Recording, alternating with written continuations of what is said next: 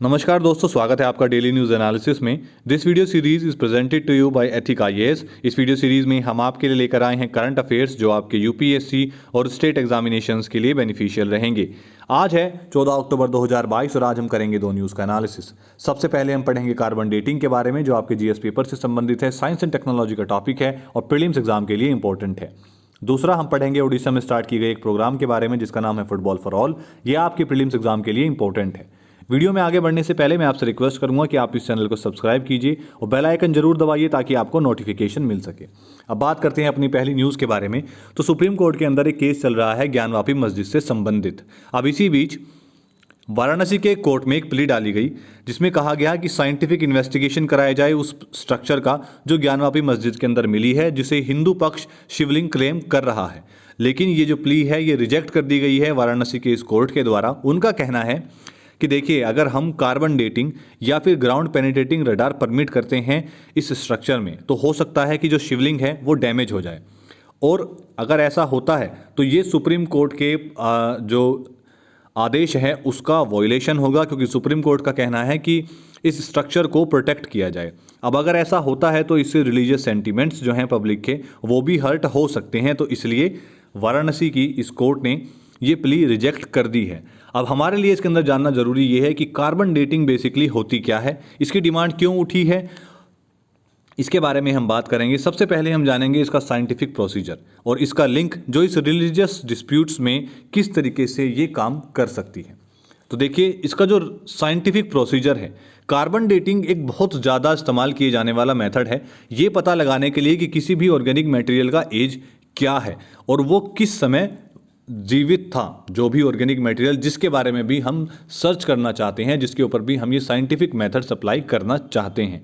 Living things जो हैं carbon के, वो बहुत सारी फॉर्म्स में प्रेजेंट रहते हैं उन चीज़ों में भी जो काफ़ी लंबे समय पहले मर चुके हैं, क्योंकि कार्बन एक ऐसा एलिमेंट है जो हर चीज़ में पाया जाता है। अब देखिए, इसमें जो मेथड यूज़ किया जाता है वो डिपेंडेंट रहता है मेनली कार्बन 14 के, जो एक कार्बन का आइसोटोप है जिसका एटॉमिक मास 14 है, और ये एक रेडियो एक्टिव कार्बन है जो बहुत धीरे धीरे मतलब आप ऐसे कह सकते हैं कि ये जो डीके करता है, मतलब ये जो ख़त्म होता है, ये बहुत ज़्यादा धीरे धीरे होता है।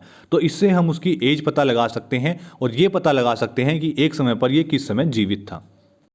देखिए, हमारे एटमॉस्फेयर में सबसे ज़्यादा कार्बन की जो कोई एक आइसोटोप पाया जाता है वो है C12 और एक बहुत छोटी अमाउंट में पाया जाता है C14।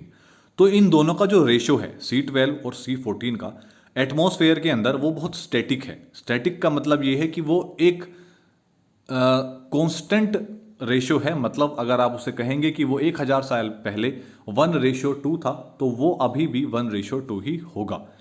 अब जो प्लांट्स हैं जिनके अंदर जो फोटोसिंथेसिस करते हैं, देखिए मेनली क्या होता है कि कार्बन हर जो जैसे प्लांट्स हैं वो मेनली फोटोसिंथेसिस से कार्बन को प्रोसेस करते हैं, उन्हें कार्बन मिलती है फोटोसिंथेसिस से। एनिमल्स को कार्बन मिलती है खाने से। अब क्योंकि ये प्लांट्स और एनिमल्स दोनों एटमॉस्फेयर पर डिपेंडेंट है कार्बन के लिए, तो इन दोनों के अंदर जो C12 और C14 है वो बिल्कुल सेम प्रोपोर्शन में ही पाया जाएगा, उसी प्रोपोर्शन में जिस प्रोपोर्शन में ये आपके एटमॉस्फेयर में है। अब जब ये मरते हैं तो इनका जो इंटरेक्शंस है एटमॉस्फेयर के साथ वो ख़त्म हो जाता है, वो वहीं रुक जाता है। तो ऐसे में जो C12 है वो एक स्टेबल है, वो वहीं रुका रहता है जिस समय ये मरते हैं।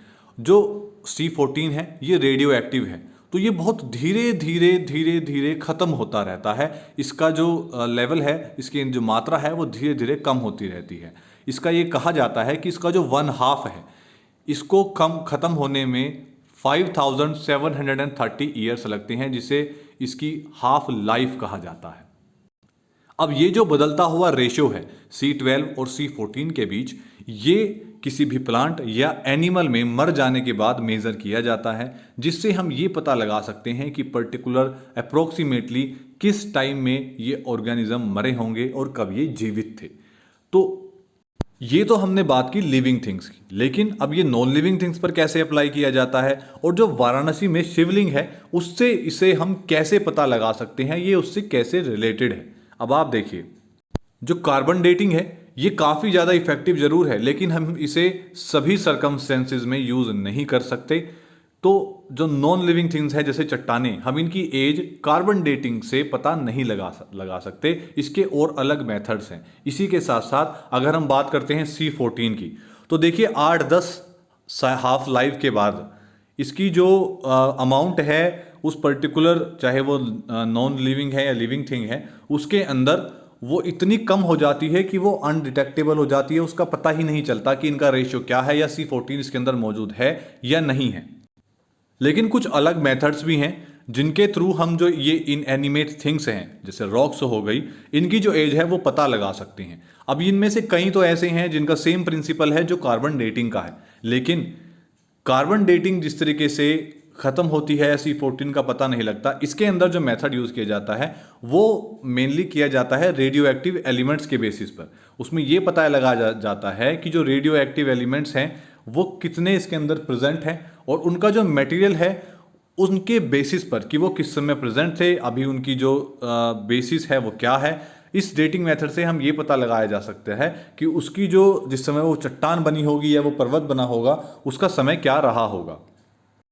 इन्हें रेडियोमेट्रिक डेटिंग मेथड्स भी कहा जा सकता है। इसके अंदर जो एलिमेंट्स इन्वॉल्व हैं, जो रेडियो एक्टिव एलिमेंट्स हैं, इनकी जो हाफ लाइफ है वो बिलियंस ऑफ ईयर्स की है। तो आप खुद सोच सकते हैं कि हम इससे कितना एक पीछे जाकर एस्टिमेट लगा सकते हैं, जो साइंटिस्ट को ये ताकत देता है कि वो एक बहुत पुरानी से पुरानी चीज या किसी भी ऑब्जेक्ट की एज का पता लगा सकते हैं। इसके अंदर जो दो कॉमन मेथड्स एम्प्लॉय किए जाते हैं वो हैं, एक है पोटेशियम आर्गन डेटिंग और दूसरा है यूरेनियम थोरियम लेड डेटिंग। अब देखिए ये जो रेडियो एक्टिव आइसोटोप्स हैं इसमें जो पोटेशियम है वो धीरे धीरे जैसे खत्म होता रहता है वो आर्गन में बदलता रहता है। अब ये जो रेशियो है इन दोनों का, पोटेशियम और आर्गन का, इनके रेशियो से हम ये पता लगा सकते हैं कि पर्टिकुलर उस चट्टान की एज क्या है। जो दूसरा मेथड है जिसके अंदर हम यूरेनियम और थोरियम को यूज़ करते हैं, ये भी रेडियो एक्टिव आइसोटॉप्स ही हैं। इसमें भी हम वो कितने समय में ख़त्म होते जा रहे हैं, डीके होते जा रहे हैं, उसमें ये पता लगाया जा सकता है उसके अंदर रहने वाले स्टेबल एटम्स से। जो एटम्स उनके अंदर स्टेबल हैं, बहुत लंबे समय से स्थिर हैं, तो उनके रेशियो से इन रेडियो एक्टिव आइसोटोप्स जो डीके हो रहे हैं इनके रेशियो से ये पता लगाया जा सकता है कि उनकी एज क्या रही होगी, अभी उनकी एज क्या है, ये किस समय चट्टान बनी होगी। और देखिए सिर्फ ऐसा ही नहीं है कि हम इनसे यही पता लगा सकते हैं कि इनकी एज क्या है, हम इनसे ये भी पता लगाया जा सकता है, कुछ मेथड्स ऐसे भी हैं जिनसे ये पता चल जाए कि ये पर्टिकुलर, चाहे वो चट्टान है या फिर कोई ऑब्जेक्ट है, वो सनलाइट में कितना एक्सपोज रहा है।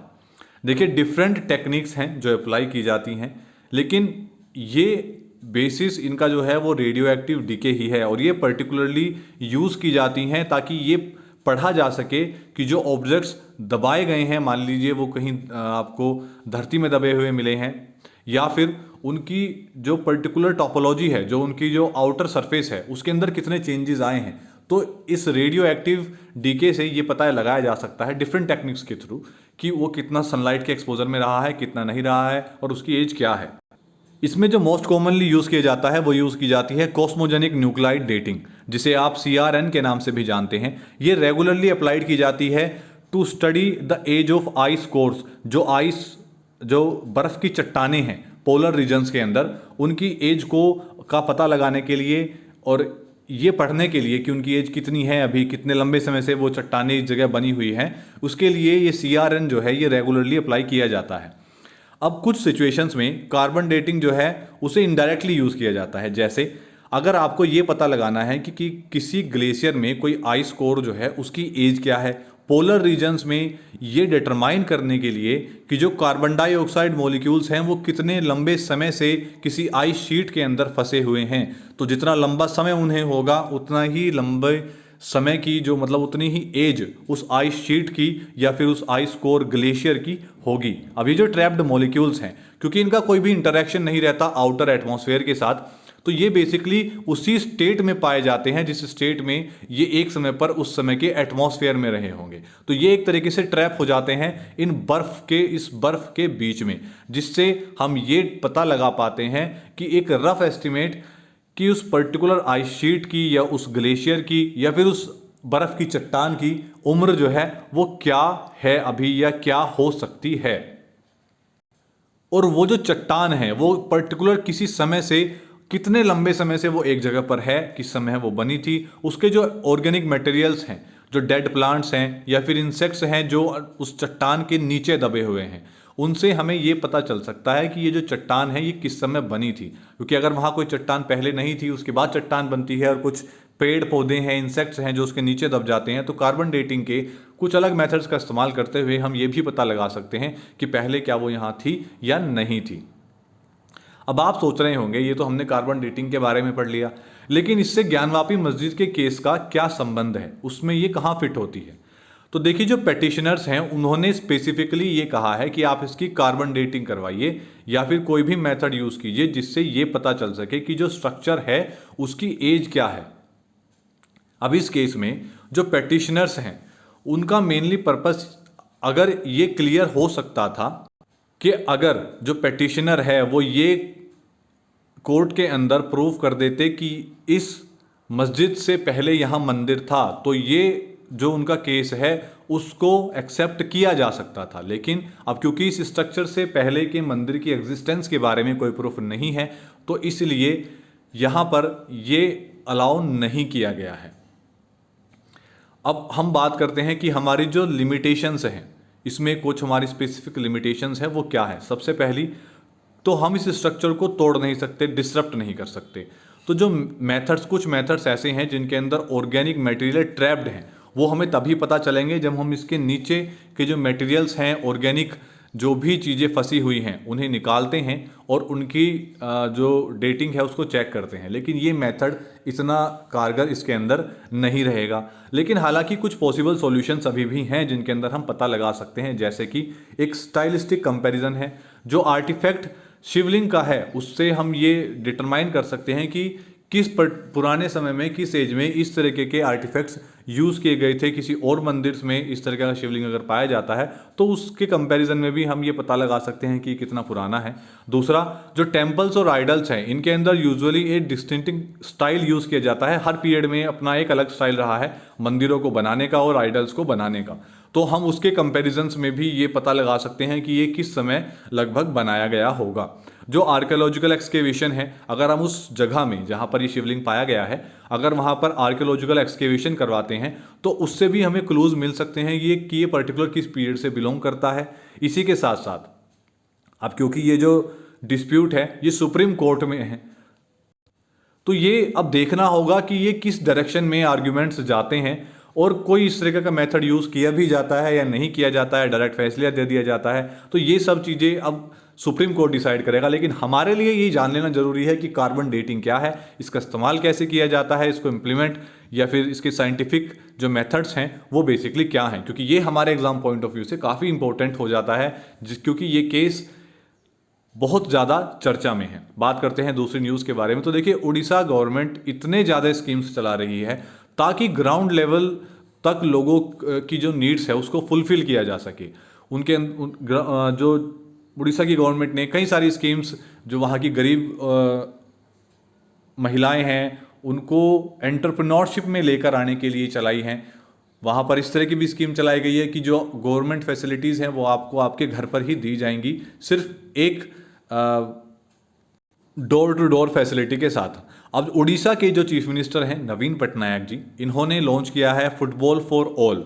इसके अंदर ताकि जो उड़ीसा के अंदर, उड़ीसा के स्टेट में फुटबॉल का जो कल्चर है उसे ग्रास रूट लेवल तक ले जाया जा सके और उसको बढ़ाया जा सके।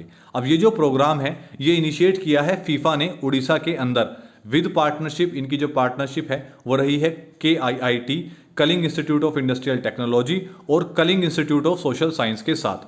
अब देखिए, फीफा का भारत के अंदर ये ऐसा पहला प्रोग्राम है जो कि उड़ीसा के अंदर हो रहा है। ये बेसिकली टारगेट करता है स्कूल के बच्चों को। देखिए, 43,000 फुटबॉल जो है इसके अंदर डिस्ट्रीब्यूट की जाएंगी 2,000 स्कूलों के अंदर। और ये प्रोग्राम ऐसा पहला प्रोग्राम है जो फीफा कर रहा है भारत के अंदर ताकि फुटबॉल को प्रमोट किया जा सके स्कूल के बच्चों के बीच में। अब ये जो प्रोग्राम है ये वर्चुअल प्लेटफॉर्म के थ्रू नवीन पटनायक जी ने इसको ज्वाइन किया और उन्होंने कहा कि ये एक बहुत पॉपुलर गेम है और ये लोगों को, पूरी दुनिया को इकट्ठा लेकर आता है अक्रॉस द ग्लोब। फीफा ने उड़ीसा को चुना है, इसके लिए वो उन्होंने अप्रिशिएट किया है, और उन्होंने अप्रिशिएट किया है अच्युता समंता का, जो कि KIIT और KISS के फाउंडर हैं। और इन्होंने बेसिकली, इनकी बहुत बड़ी भूमिका रही है फीफा को उड़ीसा के अंदर लेके आने में, और ये प्रोग्राम यहाँ पर लॉन्च करवाने के लिए। तो अब क्योंकि पटनायक जी ने ये फ्यूचरिस्टिक पार्टनरशिप भी कही है कि वो देख रहे हैं किसी भी फ्यूचरिस्टिक पार्टनरशिप के लिए फीफा के साथ, ताकि फुटबॉल को डेवलप किया जा सके उड़ीसा के अंदर। जो डायरेक्टर हैं football for schools FIFA, Fatima सो सिबीदे, उन्होंने भी वर्चुअली ज्वाइन किया है और उन्होंने चीफ मिनिस्टर के रोल को अप्रिशिएट किया है। उन्होंने कहा है कि उड़ीसा गवर्नमेंट जो है वो काफ़ी अच्छा परफॉर्म कर रहा है ताकि स्पोर्ट्स को बढ़ावा मिल सके उड़ीसा के अंदर। इस ओकेज़न पर जो स्पोर्ट्स मिनिस्टर हैं उन्होंने फुटबॉल जो है वो प्रेजेंट की है 9th क्लास की हाई स्कूल की बच्चियों को कैप्टन हाई स्कूल में भुवनेश्वर में। तो देखिए उड़ीसा के अंदर काफ़ी ज़्यादा स्कीम्स चलाई जा रही हैं ताकि ग्रास रूट लेवल तक जो स्कीम्स हैं उनकी जो बेसिकली मदद है या उनका जो औचित्य है वो वहाँ तक ग्रास रूट लेवल तक पहुँचाया जा सके। तो ये इन स्कीम्स के बारे में आपको पता होना चाहिए, क्योंकि प्रीलिम्स एग्जाम में अक्सर स्कीम से डायरेक्ट क्वेश्चन आ जाते हैं।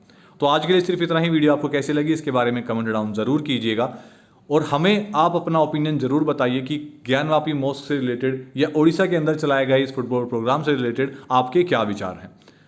धन्यवाद।